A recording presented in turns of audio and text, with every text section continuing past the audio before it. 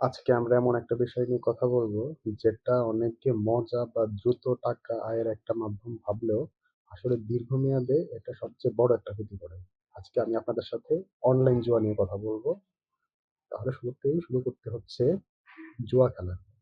জুয়া খেলা আমরা সবাই কম বেশি জানি যে এখানে অনিশ্চিত জিনিসের উপরে একটা বাজি ধরা হয়। এই বাজিতে আপনি জিততেও পারেন বা আপনি সব হারাতেও পারেন। তো আমরা জানি ১৯৯০ এর পর থেকে ইন্টারনেট সহজলভ্য হওয়া শুরু করে। ইন্টারনেট সহজলভ্য হওয়ার ফলে আগে যেমন ধরেন আপনার জুয়া খেলতে গেলে একটা গ্রুপের সাথে বসতে হইতো। এখন আর সেটা করতে হয় না। এখন আপনার জন্য আপনার স্মার্টফোন আছে, আপনার হাতে ইন্টারনেট আছে। আপনার যখন ইচ্ছা, যেখানে ইচ্ছা, যে কয়বার ইচ্ছা সে কয়বার আপনি জুয়ার আসরে যেয়ে বসতে পারেন। অর্থাৎ অনলাইন জুয়া খেলতে পারেন। আপনি চাইলেই খেলতে পারেন। কোনো সমস্যা হয় না।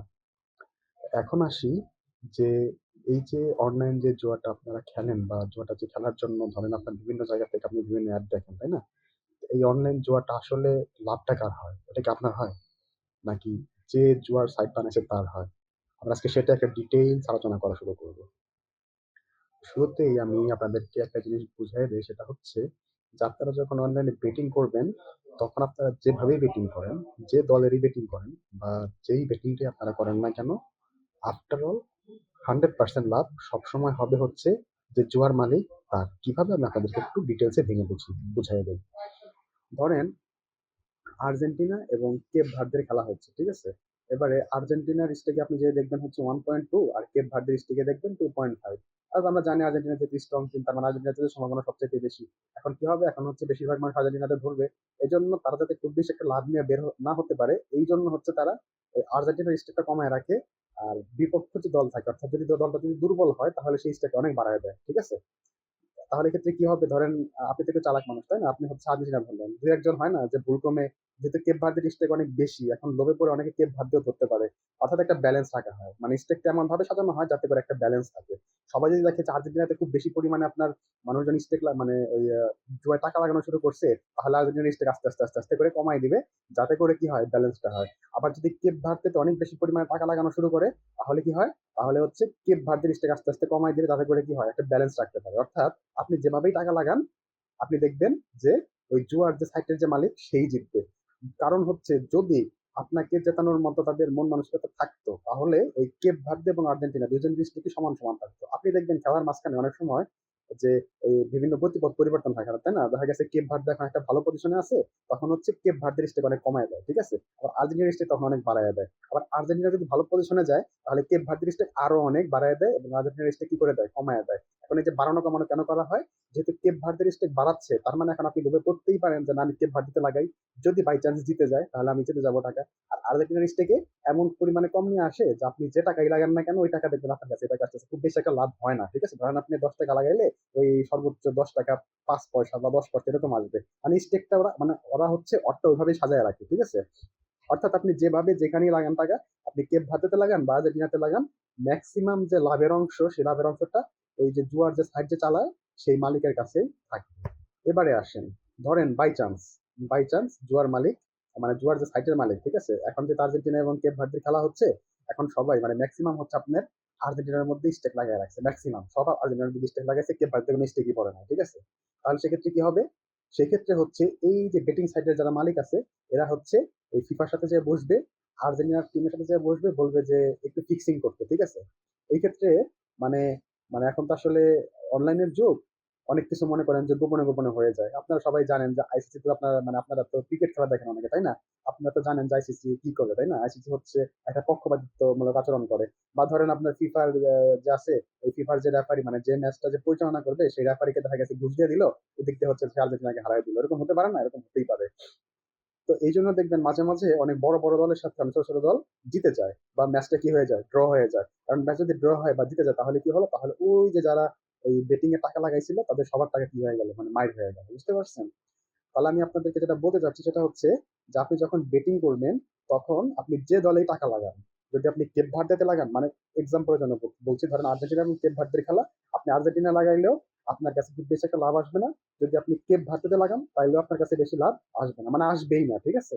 সবচেয়ে বেশি লাভটা যে জুয়ার মালিক, তার কাছেই যাবে এবং সেই হচ্ছে পাবে। আপনি হয়তো মনে করতে পারেন যে ঠিক আছে, আমি যেহেতু এখন আর্জেন্টিনায় টাকা লাগাইলাম। এখন আমার কাছে যে লাভটা আসতেছে সেই লাভটা হয়তোবা কেপ ভার্দে থেকেও লাগাইছিল। সে হারার মাধ্যমে হচ্ছে আমি লাভটা পাচ্ছি। আসলে এরকম কিছুই হচ্ছে না। ঠিক আছে? মানে মেইনলি যেটা হচ্ছে ওই কেপ ভার্দের স্টেটটা যেহেতু অনেক বাড়তি, তো ধরেন কিছু সব মানুষ তো আর মনে করেন খুব বেশি চালাক হয় না, বা মানে আমরা যতটুকু চালাক আমাদের চাইতে বেটিং সাইডের যে মালিক সে আরো বেশি চালাক হয়, তাই না? কারণ তা না হলে তার সে এত বড় ব্যবসা করে, মানে এত এরকম জুয়ার ব্যবসা করতে পারতো না। তো যাই হোক, তারা হচ্ছে স্টেকটা এমন ভাবে সেট করে দেয় যে আপনি যেটাই নেন, আপনি যদি আর্জেন্টিনাও নেন বা আপনি যদি কেপ ভার্দেও নেন, আফটার অল লাভের যে অংশটা সেটা বেশিরভাগ থাকবে হচ্ছে ওই জুয়ার মালিকের কাছে। আর রিস্ক থাকবে আপনার, টাকা থাকবে আপনার, কিন্তু মাঝখান থেকে লাভ করে নিয়ে যাবে কে? ওই জুয়া সাইটের যে মালিক সে নিয়ে যাবে। তো এখন হচ্ছে আমরা যেটা বলবো সেটা হচ্ছে এই যে জুয়া খেলা যে একটা আসক্তিতে পরিণত হয়, এটা কেন হয় মানুষের?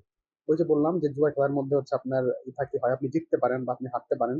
এখন যখন আপনি জুয়া খেলায় কোনো একটা খেলায় জিতবেন, ঠিক আছে, ধরেন আপনি বেটিং নিছেন, আপনি বেটিং করে জিতে গেলেন, তাহলে কি হবে?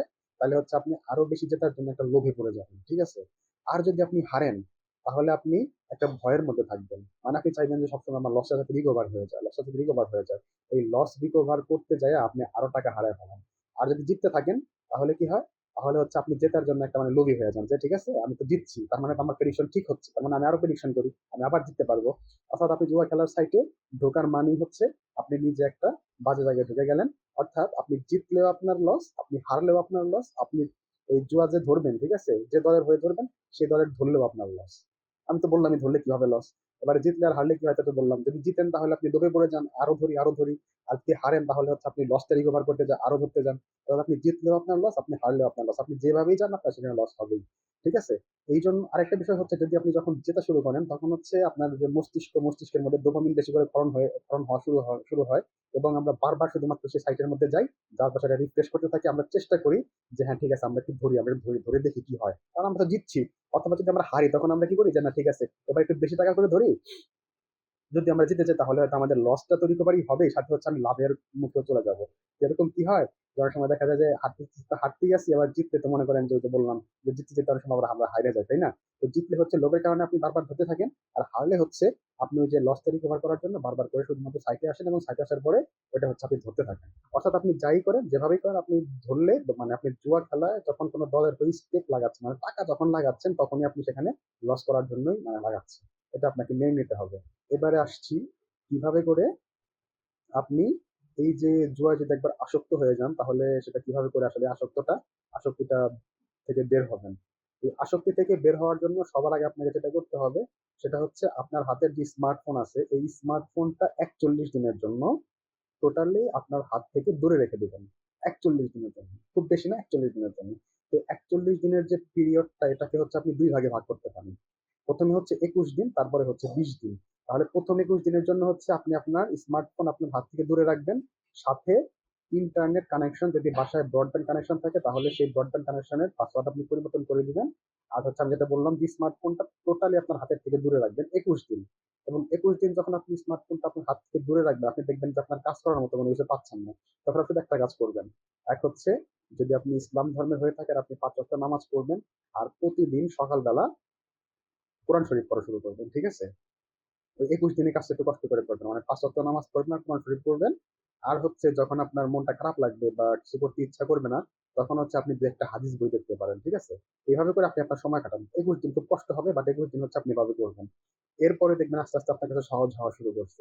এরপর আবার বাকি ২০ দিন হচ্ছে আপনি যেটা বললাম যে এইভাবে করে এ মানে নামাজ পড়বেন আর হচ্ছে এই রোজা নামাজ পড়বেন আর হচ্ছে আপনার কোরআন শরীফ পড়বেন, এবং যখন আপনার খারাপ লাগবে বা যখন আপনি এই স্ক্রল করতেন ওই টাইমটাতে হচ্ছে আপনি একটু হাদিস-টাদিস পড়লেন। ঠিক আছে? মানে টোটালি ডিটাচ হয়ে যান। টোটালি।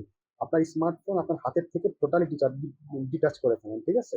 কারণ এটা যদি আপনি না করতে পারেন তাহলে এই জুয়া ছাড়ার কোনো আর দ্বিতীয় কোনো ওয়ে নাই। ঠিক আছে? তো ৪১ দিন পরে আপনি যখন এই কাজগুলো রেগুলার করতে থাকবেন না তখন আপনার একটা অভ্যাস তৈরি হয়ে যাবে। ঠিক আছে? তখন দেখবেন যে আপনার আর ওই জুয়ার সাইটে বা বেটিং সাইটে যাওয়ার মতো খুব একটা ইচ্ছা করবে না। তো একমাত্র এই উপায় আছে আপনার এই বেটিং সাইট ছাড়ার। ঠিক আছে? তো আপনারা এভাবে করে করলে এই বেটিংটা ছেড়ে দিতে পারবেন। এবারে আসি হচ্ছে যে এই যে বেটিং খেলা, এই বেটিং খেলার কিন্তু মনে করেন যে বাংলাদেশে এখন খুব কঠোর একটা আইন হয়েছে। আপনারা জানেন যে রিসেন্টলি সংসদে হচ্ছে অনলাইন জুয়ার বিষয়ে একটা আইন পাস হয়েছে।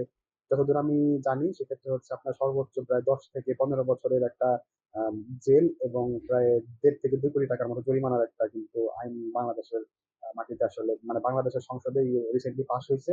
তো যারা আপনারা এসব অনলাইন বেটিং এ বা এসবের মধ্যে আছেন আপনারা একটু সাবধান হয়ে যান।